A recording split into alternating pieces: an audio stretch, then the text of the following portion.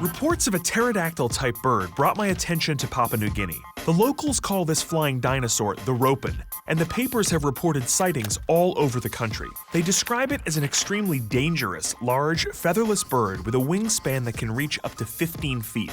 Some experts believe the Ropen is a pterosaur that survived the Cretaceous period by hiding deep in the caves scattered throughout Papua New Guinea. As a nocturnal creature, the Ropen's defining characteristic is the glow it reportedly emits from its stomach and tail. Many witnesses have claimed to see this glow at night, and recently, a US explorer caught 2 lights on camera that he thought belonged to the legendary animal. As you might have guessed, I wanted to see this lost world creature for myself.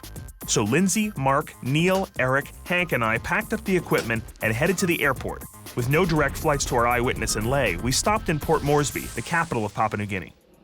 Welcome to Papua New Guinea. Let's grab our bags and hit the road. Hello, happy noon. Upon arrival, I went to a local bazaar where I met Steve, who would be my guide throughout the country, provide security, and assist in the translation of the local language. How do I say binoculars in Pidgin? Okay, for you to say binoculars in traditional Pidgin, it would be glasses belong on captain. Glasses belong on captain? That's right, glasses that belong to the captain of the ship. Pidgin is wacky. Yeah, absolutely.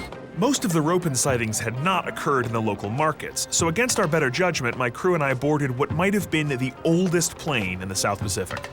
You're the pilot? Yes. First flight? Sorry? This is your first flight? Yes. Ever? Ever. We had to leave Port Moresby immediately because no planes are allowed in the air after nightfall.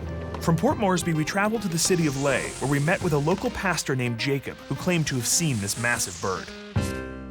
I've heard that you've seen the Ropen. I saw the lights up at back at Wow. In Wow. In Wow. So. And what does the light look like? It's look really bright.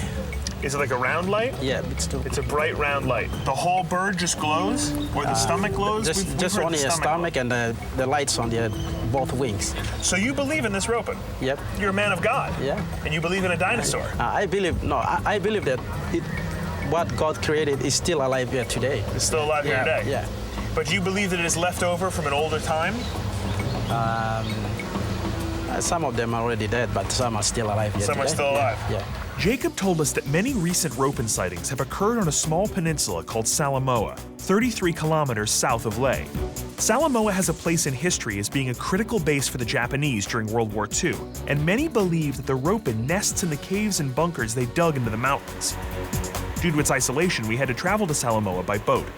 Yeah, this whole peninsula is covered with Japanese battlement stuff. There's gun turrets and things like that are all hidden up in there. Yeah.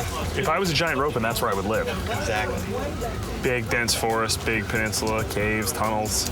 I wasn't the only person who seemed to think that the mountains might be a good nesting ground for Ropens, and I met with a man named Fabian who said he'd recently seen the prehistoric bird in the hills of Salamoa.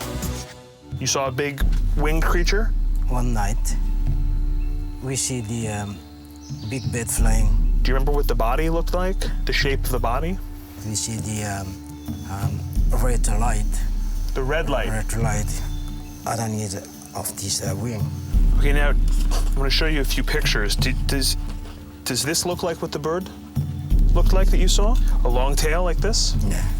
And show me where the lights are again. One light is here, and one light is underneath. So there's a light here and here. On the and the side. head is like this? Is like this.